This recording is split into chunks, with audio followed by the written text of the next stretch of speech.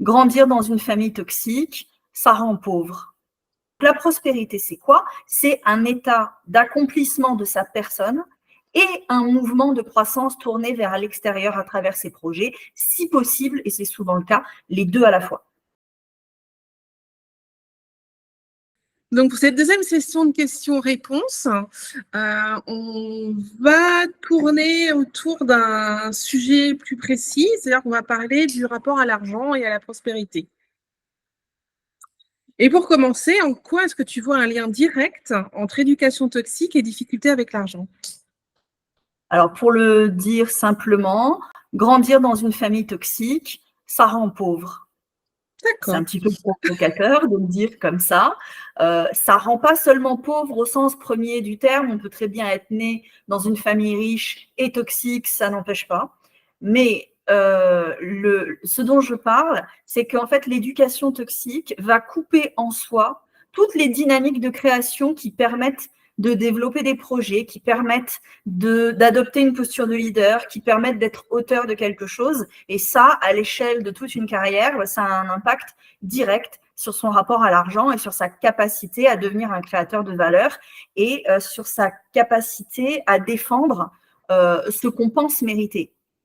C'est-à-dire que quand tu viens d'une famille toxique et qu'on t'a bien fait comprendre que tu n'étais pas grand-chose et que tu étais prié de rester là où on t'avait dit de rester, c'est pas évident d'aller créer quelque chose qui nous appartient, d'aller assumer les rapports de force pour mieux négocier son salaire ou sa part dans une entreprise. Et tout ça, ça a un impact considérable à l'échelle de toute sa carrière. C'est impossible d'être un leader de projet quand on a été éduqué pour être un objet qui doit faire ce qu'on lui dit de faire et qui doit se soumettre à une norme imposée. C'est impossible de négocier quand on a été interdit d'être puissant et de s'opposer au pouvoir de l'autre. Et c'est impossible d'attirer à soi les bonnes personnes, les bons collaborateurs, les bons clients, quand on n'a connu que des relations insécures et dysfonctionnelles. Donc l'argent, c'est ce qu'on reçoit en échange de ce qu'on propose dans l'espace social depuis notre place professionnelle. Et si cette place, elle a été construite avec des repères biaisés et toxiques, eh bien, ça va entraver le développement de nos projets et le gain financier qui pourrait en découler. Oui, c'est très clair. Sinon, quelle est ta définition de la prospérité? Alors, on parle de prospérité, d'une situation prospère ou de quelqu'un qui est prospère dans deux situations. C'est pour dire qu'on va bien, qu'on est dans une situation favorable, et c'est aussi pour dire que nos projets vont bon train et qu'ils se développent bien. Donc la prospérité, c'est quoi? C'est un état d'accomplissement de sa personne et un mouvement de croissance tourné vers l'extérieur à travers ses projets, si possible, et c'est souvent le cas, les deux à la fois. En fait, on est prospère quand on est animé par des processus vivants qui nous permettent de grandir et de transmettre le meilleur de nous à la cité qui va nous le rendre sous une autre forme, sous forme de reconnaissance, sous forme d'argent. Quand on grandit dans une famille toxique, eh bien, ces processus intérieurs, ils vont se bloquer, ils vont s'enrayer, ils vont se dévoyer et nos projets n'avancent pas et en plus, on se sent mal. Et tout ça, ça entrave les processus de la prospérité. Donc, ce n'est pas juste une histoire de combien on gagne, combien on dépense. C'est une dynamique vivante. Oui, effectivement. Ouais. Quand c'est mort, c'est mort. Ça ne bouge plus. Et comment est-ce qu'on peut savoir si on est fâché avec la dynamique de prospérité? Est-ce qu'il y a des signes bien concrets qu'on est coincé là-dedans? Est-ce que tu fais ce qu'on attend de toi ou est-ce que tu fais ce qui a du sens pour toi? Est-ce que tu as le sentiment de recevoir à la hauteur de ce que tu donnes, pas seulement en argent, mais aussi en reconnaissance et aussi en joie parce que tu fais quelque chose qui a du sens pour toi ou pas? Est-ce que tu te sens puissant? Est-ce que tu te sens capable? Est-ce que tu te sens créateur ou pas? Tout ça, ça dit des choses sur le fait d'être à une place que tu as choisie et non pas à une place que tu subis, de mener des projets qui ont du sens pour toi ou de te conformer à une norme. Et ça dit des choses sur ta capacité à être leader de quelque chose ou pas. Si tu subis, si tu te sens incapable, si le monde autour de toi te renvoie que tout ce que tu fais, c'est bien conforme ou médiocre ou inutile, il y a de fortes chances pour que les dynamiques de prospérité ne soient pas au top. Quand on est fâché avec la prospérité, les choses stagnent. Les choses stagnent en soi et les choses stagnent autour de soi. Notre créativité est bloquée, nos projets manquent d'ancrage dans le réel, on a des belles idées dans la tête, mais rien ne passe par le corps et se concrétise. Quand on a des relations insécures avec les autres, quand on s'interdit d'être puissant et reconnu pour ça, tous ces signaux-là, ça nous dit qu'on a un petit problème avec la prospérité et généralement, derrière, l'argent ne rentre pas. Ouais. Mais l'argent qui rentre ou qui rentre pas, c'est juste une conséquence de tout le processus autour. C'est pas juste, c'est pas l'enjeu central et c'est pas le point de focal. C'est une conséquence. Oui, c'est le symptôme, c'est pas la cause. C'est ça. D'accord. Et dans ta vie à toi, qu'est-ce qui a déclenché des gros changements dans ton rapport à l'argent? Le changement majeur, ça a été de me rendre compte que toutes les décisions que je prenais en insécurité me maintenaient en insécurité. C'est-à-dire que ce que j'essayais de monter parce que j'avais peur ne permettait jamais de construire quelque chose de sécure et de stable. C'est-à-dire que j'ai mis beaucoup de temps à comprendre ça. Maintenant, c'est évident pour moi, mais j'ai mis 25 ans à le comprendre. Hein. C'est que les décisions que tu prends en mode survie te maintiennent en mode survie. Et donc, toi, tu te démènes pour essayer de construire quelque chose, pour te mettre en sécurité financière et pas que financière, hein, aussi à tous les autres niveaux, au niveau des relations que tu peux avoir, au niveau de ton sentiment d'avoir construit quelque chose de pérenne, et ben, les décisions, quand tu les prends en mode survie, parce que tu es en mode combat, parce que tu veux fuir, parce que tu veux juste qu'on te foute la paix, ça ne marche jamais et ça ne fait qu'entretenir les situations de survie. Je prends souvent cet exemple-là qui est tout à fait anachronique, hein, mais je dis souvent à mes clients, on ne peut pas construire le château de Versailles quand on vit au fond d'une tranchée de Verdun. Alors, c'est tout à fait anachronique, mais l'image, c'est ça. C'est-à-dire que si tu vis au fond d'une tranchée de Verdun, toutes les décisions que tu prends visent à te faire survivre dans la minute qui suit. Peut-être même dans les 5 minutes qui suivent. Là, c'est grand luxe. Mais tu ne peux pas prendre des décisions comme ça et t'attendre à pouvoir construire quelque chose de beau, de grand et qui traverse les siècles. Ça ne marche pas. C'est pas possible. Parce que ton cerveau, il est câblé pour te trouver des solutions pour survivre au sentiment de panique que tu as là tout de suite. Et donc, les décisions que tu prends ne sont pas faites pour construire sur la durée. À partir du moment où j'ai compris ça et que je l'ai intégré dans ma vie à moi, j'ai fait en sorte de ne plus jamais construire de projets ou prendre de décisions importantes sans être d'abord dans un état de sécurité intérieure. Et étrangement, eh ben, les effets sont là. C'est-à-dire que tu montes des projets qui te mettent en joie et non pas des projets qui sont là pour essayer de pallier à la panique en se disant « il faut que je le fasse, il faut que je réussisse parce que sinon le monde va s'écrouler ». Non. Du coup, tu ne fais plus les mêmes projets. Tu ne les présentes plus au monde de la même manière. Et en plus, comme tu vas le décrire avec une espèce de paix et de sécurité intérieure, ça va rassurer les gens en face qui vont se dire oh, ça a l'air bien là. Et ça change complètement la dynamique. Et moi, je fais ça depuis 2 ans à peu près. Et clairement, ma façon de travailler a changé, mon rapport à l'argent a changé, mon chiffre d'affaires a changé. Pour de bon. Hein.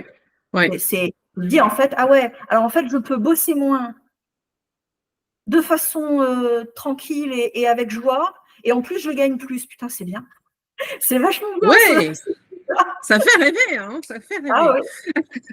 mais c'est pas magique, c'est vraiment un truc neurologique où quand tu es dans la panique intérieure, tu prends des décisions qui sont tournées vers le fait de survivre aux 5 prochaines minutes.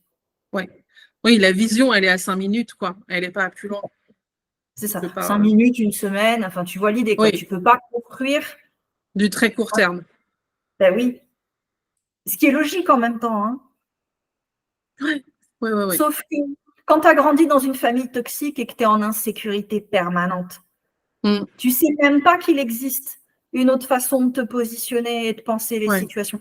puisque ta vie, ça a été de survivre en permanence à l'ambiance anxiogène quand c'est juste de l'ambiance anxiogène. Des fois, tu es vraiment menacé dans ta sécurité psychique et physique.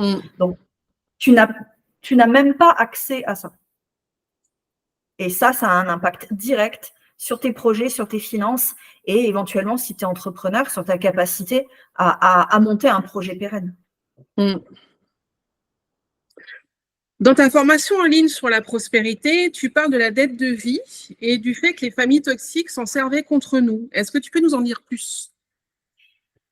La dette de vie, c'est quoi? Tous les enfants connaissent la dette de vie, c'est-à-dire que le fait de naître dans une famille fait que déjà on est redevable de la vie qu'on nous a donnée et de tous les soins, de toute la nourriture, de tout ce que nos parents ont investi en temps, en énergie, en argent pour qu'on soit là et pour qu'on grandisse suffisamment pour être un jour autonome. Ça génère de la dette de vie chez tous les enfants, qu'on soit dans une famille toxique ou pas. Dans une famille pas toxique ou légèrement dysfonctionnelle, en principe, on délivre les enfants de cette dette de vie. C'est-à-dire qu'à un moment donné, on leur dit « Non mais ça va faire ta vie mon grand, ma grande. Tu peux partir, c'est bon, tu nous dois rien. On a fait tout ça parce qu'on était heureux de le faire et parce qu'on t'aime. Et ben, pars et va faire ta vie, tu nous dois rien. » Dans une famille toxique, on ne te dit pas ça. Dans une famille toxique, on te dit « Après tout ce que j'ai fait pour toi. » Et donc, qu'est-ce qui se passe? Dans une famille toxique, on appuie sur ta dette de vie en permanence. C'est-à-dire que tout ce qu'on t'a donné, tu dois le rendre. Et le problème, c'est qu'on t'a donné quelque chose qui est tellement énorme que tu ne peux pas le rendre. Tu ne peux pas rendre la vie à tes parents. Tu ne peux pas leur rendre les années d'insomnie, les années de peur, la quantité de travail qu'ils ont dû fournir en plus pour te nourrir, te loger, t'habiller. Tu ne peux pas le rendre. Et comme tu ne peux pas le rendre, qu'est-ce qui se passe? Ça veut dire que tu es endetté pour toujours. Tu es face à des parents qui appuient sur la dette de vie. Ça veut dire qu'ils te manipulent, ça veut dire qu'ils te culpabilisent, ça veut dire qu'ils t'enchaînent à un système de pensée dont tu ne peux pas partir parce qu'ils sont les seuls à pouvoir te dire « c'est bon, la dette est finie. C'est bon, tu ne dois plus rien, va faire ta vie. » Sauf qu'eux, ils ne te le disent jamais. Et ça veut dire quoi, financièrement parlant? Ça veut dire que tu pars dans la vie avec le sentiment que tu es endetté. C'est-à-dire que tout ce que tu vas gagner, tout ce que tu vas faire, de toute façon, il faut que tu le rendes. Parce que ce n'est pas vraiment grâce à toi. Tu ne le fais que parce qu'on a fait tant de choses pour toi. Rien n'est à toi. Rien n'est à toi. Non. D'ailleurs, moi, j'ai des clients comme ça. Chaque fois qu'elles montent un projet, chaque fois qu'elles font des œuvres d'art, chaque fois que les parents viennent et d'une façon ou d'une autre, ils se l'approprient. C'est incroyable. Eh bien, tu ne peux pas construire des projets, monter des entreprises, gagner de l'argent, quand dans ta tête, tu es débiteur, permanent, absolu, à temps plein, avec un contrat biaisé, pour toujours, sans que jamais personne te dise « c'est bon, maintenant c'est fini ». Ça n'a l'air de rien. Tu as signé un contrat dont tu ne connais pas les termes, en fait. C'est ça. Et de toute façon, comme je dis toujours, quand tu es soumis à une dette impossible à rembourser, par définition, c'est une arnaque. C'est une arnaque mentale. Oui. C'est ouais. Ça ne fait pas plaisir de l'entendre. Hein. Je suis consciente. Mais c'est quand même ce qui se passe. Ouais. Puis on a beau le savoir, on est toujours étonné. Enfin, c'est toujours le ah punaise, oui, c'est vrai.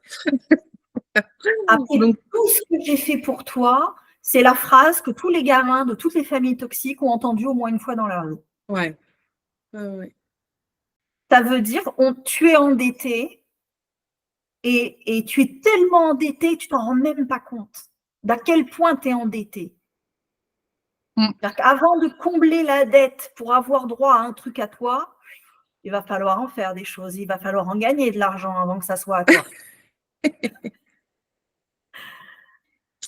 Misère. Donc, question suivante. Ton métier, c'est la relation éducative, la formation et l'accompagnement. Est-ce que tu as remarqué que parmi tes pairs, les professionnels de l'éducation, beaucoup de gens étaient issus de familles toxiques? Oh, à peu près tous. Je cite souvent Jacques Ardoineau qui disait « On ne travaille que les sujets qui nous travaillent ». Que les choses soient claires, personne ne fait un métier d'éducation sans avoir des comptes à régler avec la sienne. C'est impossible. C'est-à-dire que tu vas faire un métier d'éducation, ça veut dire que tu vas te heurter à ce qu'il y a de plus viscéral, de plus douloureux, de plus sensible pendant les 40 prochaines années, alors que tu aurais pu faire fleuriste ou pâtissier ou trader. Tu vois. Donc, si tu vas le faire, c'est qu'il y a une raison. Si tu vas le faire, c'est que ça te chatouille chez toi aussi très, très fortement. Parce que sinon, personne va se frotter à toute la misère du monde, à des histoires horribles aux enfants du placard et autres histoires atroces. Tu ne vas pas faire ça si ça ne vient pas répondre à quelque chose chez toi qui chatouille très, très fort. Ouais. Alors, voilà, le souci derrière, c'est que quand tu te retrouves avec des éducateurs et des thérapeutes aussi, des professionnels de l'éducation, qui eux aussi sont concernés par des problèmes d'éducation, ça veut dire qu'eux aussi ont probablement des problèmes avec la prospérité et l'argent. Ouais. On a su des thérapeutes qui gagnaient à peine leur vie, hein, tous. Oui. Et donc, c'est compliqué de travailler son propre rapport à l'argent avec des professionnels qui eux-mêmes ont des difficultés avec ce sujet-là. Et souvent, ce qui se passe, c'est qu'on n'aborde pas vraiment le sujet avec eux, on tourne autour, et on sent en fait qu'il y a une espèce d'angle mort et que, comment dire, oui, c'est tabou. Mais c'est tabou parce que l'argent, c'est tabou. C'est tabou parce qu'on s'adresse à des professionnels qui ont choisi des métiers où l'argent est de base une problématique. Je m'explique. Chez les thérapeutes et chez les éducateurs, tu ne vends pas un truc précis, tu ne vends pas un produit, tu ne vends pas non plus une réponse. Tu achètes un processus et tu achètes ton propre travail. Tu vois, tu payes pour avoir un espace à l'intérieur duquel tu vas te travailler dans le cadre de quelqu'un qui va être là pour poser 3 questions et te sécuriser. Mais du coup, c'est un métier différent des autres. C'est un métier où ce que tu vends est impalpable et assez flou dans la tête des gens. Et c'est pour ça que ce sont des métiers humanistes, ce sont des métiers où ça vient se heurter de plein fouet avec la logique économique qui implique que tu vends quelque chose de précis en échange d'un certain prix. Tu ne dis pas aux gens je te vends un truc, mais c'est à toi de travailler. Non. Tu ne vends pas ça. Quand tu demandes à un maçon de venir repeindre ton mur chez toi, il ne te dit pas « je vais te cadrer pour que dans ton propre processus, tu puisses repeindre toi-même le mur ». Non. Et oui, mais c'est ça qui se passe. Et du coup, on est face à beaucoup de praticiens choisissent ces métiers-là justement parce qu'ils ont un souci avec l'argent. Et donc, toi, tu as un problème. Toi, tu as un problème avec l'argent, tu vas voir un praticien en te disant j'ai des problèmes, et tu te retrouves avec quelqu'un qui a ses propres angles morts sur le sujet, et puis on peut tourner autour du pot comme ça pendant 20 ans. Ouais. Avec toi à dépenser ton argent sans avancer, et puis lui à pas forcément avoir suffisamment de clients pour vivre correctement. Waouh. Mais oui. Mais tu vas pas me dire que c'est déconnecté de notre réalité, ça. On a tous eu des thérapeutes qui étaient au RSA à côté des séances qu'on faisait. Oui, complètement. Oui, tout à fait. Il y a des podcasts là-dessus aussi où justement où ils expliquent que si j'arrive à dégager un SMIC une fois de temps en temps, je suis ravie, quoi. Et on se dit mais non, c'est pas possible, quoi. Surtout que, fondamentalement, une séance, c'est pas rien, c'est pas une petite somme, c'est pas 30 €, quoi, on va dire. c'est des gens qui ont quand même ce truc-là et on se dit, mais comment ils font pour ne pas y arriver, en fait? Mais clairement, l'argent, il part ailleurs. Il rentre pas, et le peu qui rentre, il s'évanouit. C'est ça. Et puis, tu vois, je te disais tout à l'heure que la logique humaniste du praticien s'oppose à la logique économique. Je le dis souvent, praticien indépendant, ça ne veut pas dire praticien tout seul, ça veut dire praticien et indépendant. Ça veut dire que tu es praticien et tu es aussi un entrepreneur indépendant. Oui. Et ça, tu vois, la partie entrepreneur indépendant, elle passe à la trappe et on fait comme si ça n'existait pas. Mais là, tu le touches du doigt, le problème du rapport à l'argent des praticiens, qui sont eux-mêmes issus, dans 90% des cas, d'une famille toxique, parce que sinon tu ne fais pas ça, tu fais autre chose. Et donc, tu te retrouves avec cette problématique-là qui est centrale, qui est centrale aussi chez les patients et chez les clients de coach qui viennent. Et c'est le gros éléphant dans la pièce que personne ne voit. Ouais. Et dont on ne parle surtout pas. Ben non. Ben c'est ça, c'est que tu vas avoir un praticien qui a ses propres angles morts. Il ne faut pas s'attendre à ce qu'il vienne débusquer les tiens à cet endroit-là. Il va te parler de ce qu'il a travaillé lui. Et jamais il va… un praticien qui n'assume pas quand il est indépendant, hein, je ne dis pas quand il est en institution, hein, mais quelqu'un qui est un indépendant et qui n'assume pas de l'être, ça questionne quand même. Hein. Ouais. Ils te disent toutes, mais non, mais moi je ne suis pas un entrepreneur, je suis un humaniste. Ben, Coco, c'est le nom de ton métier, hein, praticien indépendant quand même. Hein. Toi, tu as coupé la moitié de ta mission, en fait. Il est là le gros angle mort. Clairement. Et est-ce que tu as remarqué quelque chose de particulier chez les femmes issues d'une famille toxique dans leur rapport à l'argent? Oui. J'ai remarqué que elles avaient beaucoup de difficultés avec les rapports de force et donc avec la négociation. C'est-à-dire que dans les familles toxiques, beaucoup de femmes ont été interdites de pouvoir. Interdites de place et interdites de pouvoir. C'est-à-dire, soit on te demande d'être la psy de ta mère, la maman suppléante de tes frères et sœurs, et donc tu te retrouves à une place qui n'est pas la tienne, et comme tu es à une place qui n'est pas la tienne, tu es coupé de ton réel pouvoir. Bon, comme je le rappelle, hein, on n'a de pouvoir que depuis sa place. Si tu n'as pas de place, tu n'as pas de pouvoir. Si tu es à une place qui n'est pas la bonne, tu as un pouvoir qui n'est pas approprié ni à ton âge, ni à tes responsabilités, ni tu n'es pas au bon endroit. Quoi. Et donc, ça crée, je trouve, souvent des situations où les femmes ne savent pas où se mettre, sont coupées de leur pouvoir et ne comprennent pas les rapports de force au travail autour de l'argent. C'est-à-dire que on dit toujours hein, que les hommes gagnent plus parce qu'ils négocient plus leur salaire. Et souvent, moi, j'ai même des copines hein, qui me disent « Oui, je suis payée moins. » Et je leur dis « Mais tu as lu combien de livres sur la négociation ?» Et elles me disent « Bah, aucun. » Donc, en fait, tu ne sais pas négocier. Tu n'es jamais allé chercher l'info.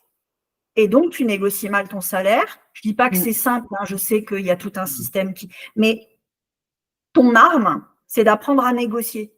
Ouais. Cette arme-là, tu ne la développes pas. Pourquoi?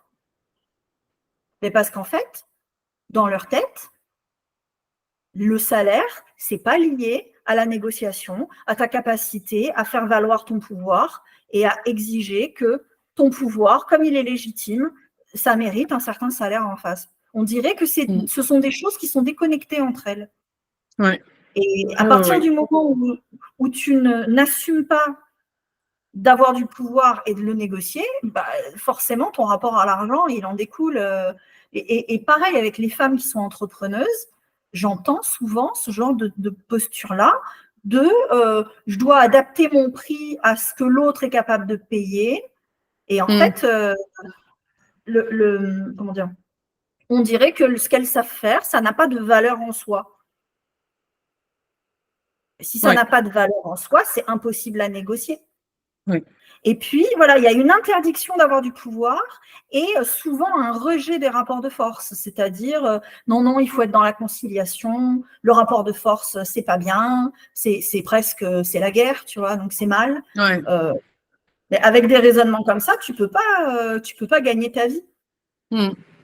Il y a aussi forcément… il y a aussi quelque chose de très féminin dans le… Moi, je sais que j'ai eu des boss qui me racontaient ça, quoi, que quand ils proposaient une place, une autre place, un poste supérieur à un homme, le gars, il savait pas faire, mais ça l'empêchait pas. Il disait, ah ouais, bah oui, ok, tu me dis, ok, super, je viens. Et il disait, les femmes, c'était assez systématique, c'est, ah mais je sais pas comment faire et tout. Et en fait, il y a vraiment ce truc de l'impression que les femmes doivent déjà tout savoir avant d'être rémunérées pour. Oui. Et donc, il y a bien un enjeu de pouvoir autour. C'est assumer d'avoir du pouvoir et assumer d'être capable d'apprendre sur le tas et de faire confiance à son potentiel. Et effectivement, si tu ne peux pas y aller un peu au bluff en assumant la part de risque, en se disant il y a 20% de trucs que je ne sais pas faire, j'apprendrai, tu ne peux pas avoir l'audace de négocier. Tu vois, c'est un peu comme au poker, tu négocies tes jetons sur la base des cartes que tu as et aussi sur la base des cartes que tu n'as pas encore. Et si tu attends de voir que tu as la quinte floche dans la main avant de miser, tu ne gagneras jamais. Ouais. Tu gagneras une fois tous les 1000 coups. Oui, c'est ça. On gagne petit, quoi, en fait. Ben oui. On assure et on se dit, ouais, bah ok, je ne vais pas forcément faire un gros machin, mais voilà. C'est une histoire de rapport au risque, tu vois, derrière. Ouais. Et clairement, quand on est entrepreneur, indépendant, le rapport au risque, il est là. Mais imagine, tu es né dans une famille toxique. Tu as vécu en insécurité permanente. Tu as bien interdit de pouvoir. On t'a bien fait comprendre que tu étais prié de te mettre là où on t'a dit de te mettre. C'est pas évident derrière de se dire je vais aller négocier, je vais aller prendre des risques. Ouais, ben non, tu joues la sécurité et tu joues la sécurité, tu te mets là où on te dit de te mettre, tu prends l'argent qu'on veut bien te donner et encore bien content, on t'en donne un peu. Et voilà, et au final, tu te retrouves avec une carrière qui est amputée de tout potentiel de croissance parce que tout risque doit être empêché et tout rapport de pouvoir doit être évité. Ouais. Donc oui. La question suivante, c'est tu fais donc un lien entre prospérité et rapport au pouvoir. Je pense qu'on a bien fait le… on a déjà bien entamé le sujet. Est-ce que tu as d'autres choses à nous en dire, justement? Pour prospérer, il faut avoir le droit d'être puissant. En fait, dans l'espace social, tu vends ton pouvoir et ton pouvoir, il est lié au savoir que tu as. Donc, si tu es interdit de pouvoir parce que tu as été symboliquement castré par tes parents, tu n'avais pas le droit de les dépasser, tu n'avais pas le droit de contredire, tu n'avais pas le droit d'avoir un avis différent, tu as eu des modèles qui étaient dans l'abus de pouvoir et donc pour toi, le pouvoir, c'est pas bien. Le pouvoir, c'est forcément abuser et devenir un méchant comme papa ou comme maman. Donc, tu t'interdis toi-même d'avoir du pouvoir. Moi, j'ai plein de clientes entrepreneuses qui s'amputent elles-mêmes de leur propre pouvoir parce que si elles se mettent à devenir des leaders et à avoir une équipe et à les diriger, elles ont l'impression qu'elles vont devenir un monstre d'autoritarisme. Pourquoi? Parce que le modèle qu'elles ont eu de parents qui faisaient autorité, en fait, ils ne faisaient pas autorité, ils étaient autoritaires. Ce n'est pas la même chose. C'est pas la même chose. Il y a une confusion entre pouvoir et abus de pouvoir. Donc, quand tu viens d'une famille toxique, tu ne peux pas t'autoriser à être prospère tant que tu ne t'autorises pas à avoir du pouvoir et tu ne peux pas avoir de pouvoir tant que tu ne remets pas en cause l'image de l'autorité que tu as eue et l'idée que avoir de l'autorité, c'est devenir un méchant. Et en fait, quand tu as eu des parents qui étaient dans l'abus de pouvoir, ça veut dire qu'ils ont monopolisé le pouvoir et qu'ils ne t'ont pas autorisé à être puissant à ton tour. Tu vois, c'est la figure d'autorité qui concentre C'est-à-dire qu'en fait, tu n'as pas grandi dans un cadre sain, tu as grandi dans une pyramide avec un gourou tout puissant tout en haut qui a décidé que le pouvoir, c'était lui et que toi, non. Et donc, tu as l'impression que si tu dois avoir du pouvoir un jour, tu vas devenir une figure tyrannique, manipulatrice, et tu t'interdis. Parce que pour peu que tu aies un minimum d'éthique, eh ben, tu ne veux pas ça. Non. Tu ne veux pas tendre vers ça. Et pendant que tu t'empêches, eh ben, tu te retrouves avec un business qui n'avance pas, avec des négociations pour ton salaire qui sont impossibles. Tu ne peux pas devenir manager parce que tu as l'impression que tu vas devenir un tyran avec ton équipe. Et tout ça, ça t'entrave. Est-ce que tu as une anecdote particulière qui t'a marqué sur le rapport à l'argent d'un de tes clients? Ouais. C'était une praticienne qui n'osait pas se faire payer, comme d'habitude. Hein, tous les praticiens sont, pas tous, mais une bonne partie des praticiens sont concernés par ce genre de choses. Elle bossait pour une misère. C'est-à-dire qu'elle pouvait descendre à 20 € de l'heure. Hein. Oh ouais. Ah là, tu ne peux pas vivre. Hein, tu peux pas vivre comme non. ça. Et au début, elle me disait que c'était parce qu'elle souffrait de voir que l'autre en face n'avait pas les moyens de se soigner pour des raisons financières. Alors, je peux entendre je veux sauver tout le monde, c'est un truc assez classique. Sauf que quand elle était face à quelqu'un qui avait les moyens, elle n'osait pas se faire payer non plus. Donc là, l'excuse ne tenait plus du tout. Et une fois qu'elle s'est rendue compte de ça, c'est-à-dire que l'excuse qu'elle se donnait ne fonctionnait pas, il a fallu gratter pour trouver ce que c'était le véritable enjeu. Et en fait, l'enjeu, c'était que elle était issue d'une famille toxique, donc comme 95% des thérapeutes. Faut pas le dire, mais quand même. En fait, son truc, c'est qu'elle avait l'idée que le bon praticien, c'était quelqu'un qui s'était tout réparé, qui avait plus de problèmes, qui avait réussi à se soigner tous les bobos, qui n'avait plus de problème avec aucun de ses parents, qui était à l'aise avec tout. Et en fait, elle était prise dans une espèce de quête de réparation sans fin, parce qu'elle avait toujours un truc à guérir, et elle croyait que il fallait qu'elle attende d'aller jusqu'au bout du processus de totale guérison pour être enfin légitime en tant que praticien et donc mériter d'accompagner les autres et d'être payée pour ça. Sauf que, premièrement, on n'a jamais fini d'être en processus de changement. Donc, c'est bien joli, mais ça n'arrivera jamais. Le moment où on est parfaitement réparé, ça n'existe pas. Ensuite, être pris dans une quête de réparation, ça veut quand même dire qu'on continue de se regarder comme un objet défectueux. Et donc, tu ne peux pas être leader de quelque chose.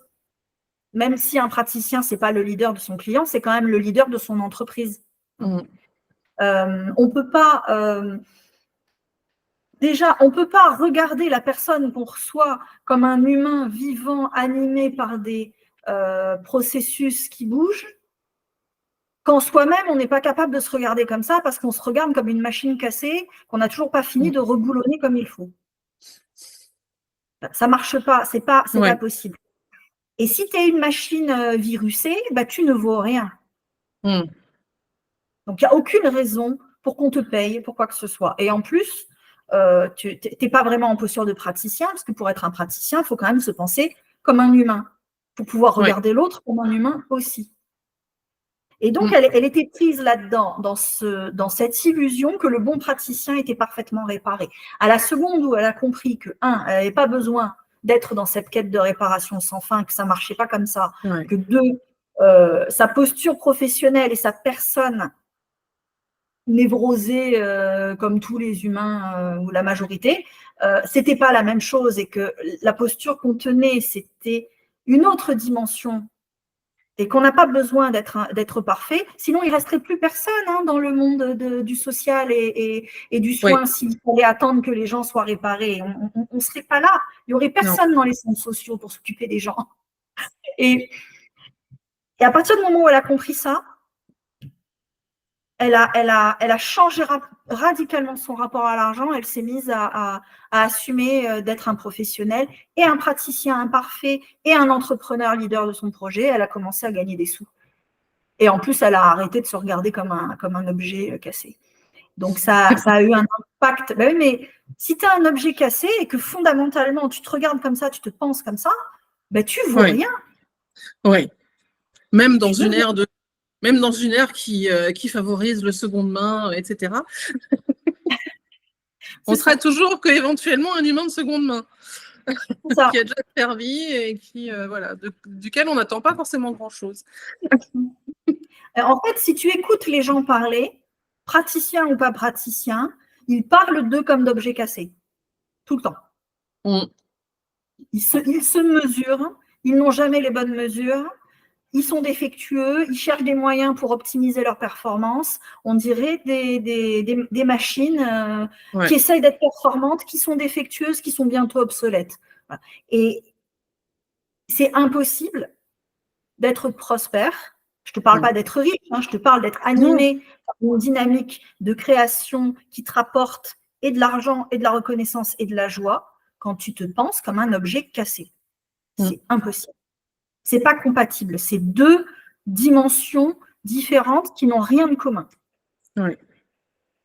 Il faut bien avouer que la culture sociétale actuelle n'aide pas à sortir de ça, On est puisque d'accord.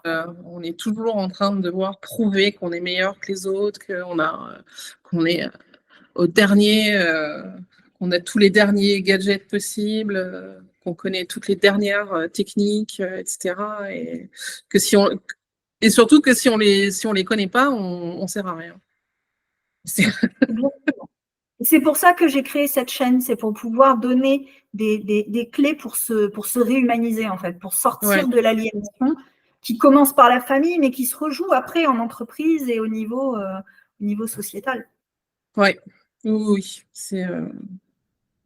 ça va beaucoup plus loin que juste ton nombril qui sort d'une famille toxique, on va dire. Débloquer son rapport à l'argent quand on est entrepreneur ou qu'on veut le devenir, ça passe par quelles étapes? Alors, ce n'est pas vraiment des étapes, c'est plutôt des phases Mmh. qui s'alimentent les unes les autres. Et on n'a pas besoin de le faire dans un ordre précis, mais on a besoin de réapprendre à construire des relations sécures avec les gens. Parce que Ouais. si on a peur de son public, il va ailleurs. Il va aller là où il se sent en sécurité. Et quand nous, on n'est pas capable d'être en relation sécure, ça se sent Mmh. et les gens ne viennent pas. Donc, en tant qu'entrepreneur, bah, tu fais fuir ton public, c'est quand même gênant. On a besoin d'apprendre à sortir des places imposées et figées pour choisir la sienne et pour la vivre de l'intérieur. Et donc, on est obligé de travailler autour des questions de la limite à poser, du respect de soi, de la façon qu'on a de se regarder comme un humain ou comme un objet figé.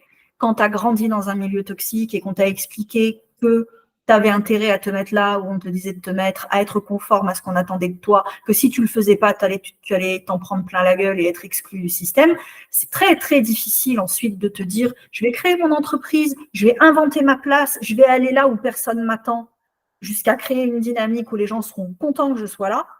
Ben, ce n'est pas tout à fait compatible en fait. Hein. Tu as besoin vraiment de travailler autour de cette notion de place pour passer de la place subie à la place choisie. Ouais, c'est tellement l'inconnu, en fait, que ça fout la trouille et qu'on reste dans ces schémas habituels qu'on connaît, qui nous font souffrir, mais qu'on connaît. Exactement.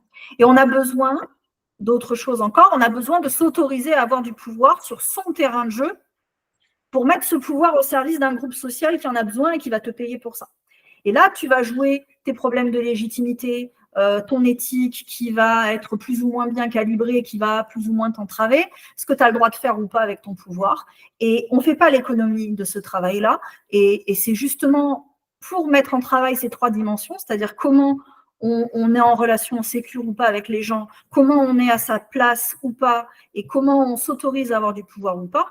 Pour travailler ces trois dimensions-là, j'ai mis en place une conférence gratuite en ligne qui sera en lien dans la description de la vidéo. Donc, si vous êtes concerné par tout ce que je vous dis, que vous avez des problèmes au travail, que vous venez d'une famille toxique et que la prospérité, ça coince un peu, eh bien, vous n'hésitez pas, vous cliquez, vous vous inscrivez et puis vous en saurez plus et c'est gratuit, donc profitez-en. Tout ça pour vous dire quoi? Tout ça pour vous dire qu'on ne peut pas faire l'économie de ces sujets-là parce qu'ils vont venir se rejouer à toutes les étapes de sa carrière. Qu'on soit salarié ou qu'on soit entrepreneur, c'est pareil. On est tous concernés par le fait de devoir travailler en étant en lien avec des gens. Et si on n'est pas capable d'être en relation sécure, eh ben, on ne construit rien avec personne. Si on est tout le temps obligé de rester coincé à la place qu'on nous a assignée sans réussir à en construire une autre pareille, on va être coincé partout, quoi qu'on fasse comme boulot. Et si on est interdit de pouvoir, malheureusement, c'est pour ça qu'on nous paye. Donc, si on n'est pas capable d'assumer son pouvoir, eh ben, on est pauvre et on ne veut pas de nous. Et ce n'est pas parce qu'on n'est pas compétent, c'est parce qu'on ne l'assume pas d'être compétent. Ce n'est pas la même chose. C'est effectivement très différent. Et si tu devais donner un conseil à quelqu'un qui veut se mettre à son compte, ce serait quoi? S'autoriser à faire les choses à sa manière, c'est-à-dire sortir de la place subie pour faire les choses avec son style à soi, apprendre à déployer un regard singulier sur un problème qui concerne beaucoup de gens. Et pour ça, il faut assumer d'avoir du pouvoir. Il faut assumer que son regard est suffisamment singulier pour pouvoir apporter des réponses nouvelles à un problème qui concerne plein de gens. Et il faut s'autoriser à dire ce qu'on est le seul à pouvoir dire. Je n'ai pas dit que c'était facile, hein. Mais depuis sa place singulière, on a un regard qui n'appartient qu'à nous sur les choses. Ça ne veut pas dire qu'il faut être complètement déconnecté de la culture et du corps professionnel auquel on en appartient. C'est-à-dire que si tu es, je sais pas moi, si tu es thérapeute, je prends souvent cet exemple-là parce qu'il se trouve que c'est la majorité du public qui vient vers moi, il ne s'agit pas d'inventer sa propre méthode tout seul, déconnecté de tout ce qu'on sait déjà. On ne va pas réinventer la roue, on n'est pas un gourou, on ne va pas se déconnecter des codes de son métier. En revanche, à partir des codes communs à tous les praticiens, il se trouve qu'on n'est pas un clone, on a quand même une expérience singulière, un regard singulier, on a nourri sa pratique de lecture hétéroclite qui viennent nourrir ce qu'on sait déjà. Et à partir de ça, on peut inventer un regard, un angle, une patte, une couleur particulière qui fait que ce qu'on va mettre sur le marché ne ressemble pas à ce que font les autres. Je prends cet exemple-là, mais t'es pâtissier, tu as appris à faire l'éclair au chocolat comme tous les pâtissiers de France, mais toi, à un moment donné, à partir des techniques et des recettes que tout le monde connaît, tu vas rajouter, tu vas modifier, tu vas enlever, tu vas apporter quelque chose qui fait que ton éclair au chocolat à toi, il ressemble à aucun autre. Oui. Voilà. Et tant que tu n'as pas ça, c'est très très dur de se mettre à son compte parce que sinon on n'a pas de goût, on n'a pas de saveur, on n'a pas de relief, on ressemble à tout le monde. Et si tu ressembles à tout le monde, ça veut dire que tu n'as pas un pouvoir spécifique à négocier pour lequel on va te payer. Voilà. Et toi, qu'est-ce qui a vraiment transformé ton rapport à la prospérité? Ne prendre aucune décision stratégique quand je suis en insécurité intérieure. Élaborer mes idées de programme quand je me sens bien, quand je suis en joie. Même si je parle de trucs super graves. Mais ça me permet d'en parler sous un angle qui montre déjà ce qu'on peut vivre quand on est sorti de tout ça. Communiquer aux gens qui ont envie et pas aux gens qui ont besoin. Ça peut être la même personne, hein, mais ça veut dire quoi? Ça veut dire que chaque professionnel issu d'une famille toxique, à l'intérieur de lui, il y a un aventurier qui veut vivre sa grande épopée, c'est à lui que je parle, c'est pas à la victime qui est en lui. Je pourrais parler à la victime qui est en lui. Hein. Si je me mets moi en insécurité intérieure et que je me mets à élaborer mes idées, mes programmes quand je vais pas bien, je vais parler à la part de victime en lui. Oui, c'est ça. Mais c'est pas la bonne idée. Ça n'aide pas à attirer les bonnes personnes. Ça fait que moi, je dégage un truc négatif et j'attire les gens qui ont envie que je leur dise « Oh là là, t'es une pauvre victime, pauvre choupinou que tu es ». Ça ne veut pas dire que ce n'est pas une victime, mais ce n'est pas à la part de victime qu'il faut que je parle. Moi, je parle aux professionnels. Donc, je parle à celui qui a vécu des choses horribles, peut-être, sûrement, sinon il ne serait pas là, mais qui a envie de construire quelque chose. Donc, je parle à l'aventurier, et pour parler à l'aventurier, il faut que je lui parle depuis une place où moi aussi j'assume mon aventure et je prends du plaisir à assumer cette aventure pour lui apprendre, lui, à prendre du plaisir à assumer la sienne. Oui, c'est ça. Même si au moment où il y est, c'est douloureux. C'est ça que j'entends par parler à ceux qui ont envie et pas à ceux qui ont besoin. Oui. Oui, parce qu'on peut rester très longtemps dans cette espèce d'auto-apitoiement. On le fait déjà très bien tout seul, on n'a pas besoin d'aller voir quelqu'un qui en rajoute, quoi. C'est ça. En tout cas, moi, si je construis quelqu'un, si je veux travailler avec quelqu'un, c'est pas pour qu'on passe son temps à dire oh bah oui, là aussi, oh là là, oh ma pauvre.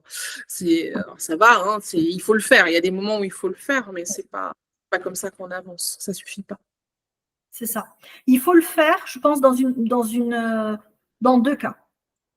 Je pense qu'il faut jouer en tant que praticien le rôle de celui qui dit oh, ça m'affecte ce que vous dites, parce que ce que vous dites, c'est grave. C'est quand la personne ne mesure pas la gravité de ce qui lui est arrivé. Il ne faut pas hésiter. Et aussi, quand c'est la première fois que la personne en parle. C'est-à-dire que tu as des gens qui viennent te voir, qui te racontent un truc horrible qui leur est arrivé, ils n'en ont jamais parlé à personne. Si toi, tu es en face, tu dis, bon, mais ça va, on ne va pas passer des heures à se plaindre non plus. Non. Il y a des moments où, oui, il faut accueillir. Et ça n'empêche pas derrière de se remettre à parler à l'aventurier, à l'aventurière qui veut construire des trucs. Mais à ce moment-là, il faut être capable d'accueillir Mais accueillir, ça ne veut pas dire qu'on est complaisant et que… Voilà, c'est toute la nuance. Et elle n'est pas évidente, la nuance. Et elle l'est d'autant moins quand on n'a pas fini de sortir de sa propre complainte, de sa propre aliénation. Oui, parce que forcément, les personnes qu'on reçoit, il y a toujours à un moment donné quelque chose où ça va résonner avec notre propre histoire. Il faut savoir en faire quelque chose, mais pas quelque chose de complaisant, d'auto-flagellant. C'est troublant d'ailleurs à quel point les gens qui viennent vers toi viennent avec des problèmes qui te concernent alors que tu n'en parles pas dans l'espace public. Tu ne sais pas pourquoi. Il y a un truc, ils le sentent, j'en sais rien. Tu n'as jamais raconté tel truc. Et pourtant, les gens, il y en a 1 sur 3, il vient pour ça. Ouais. Un formateur qui disait les premiers clients que vous allez avoir, c'est vous. Oui. C'est vous. Vous allez tout comprendre parce que c'est vous. Et après, ça va changer parce que de recevoir ces personnes-là, ça va vous aussi vous faire évoluer. Ça, c'est un jeu à deux, hein, quand même, ces histoires-là. On n'est pas tout seul quand on va consulter quelqu'un. Et c'est vrai. Oui. C'est troublant, c'est troublant. Je ne sais pas si ça te fait ça, toi, mais moi, je vois que je change parce que, comme tout le monde, j'ai mon processus à moi. Tu vois, et d'un coup, je ne suis plus animée par les mêmes sujets, je suis travaillée par autre chose.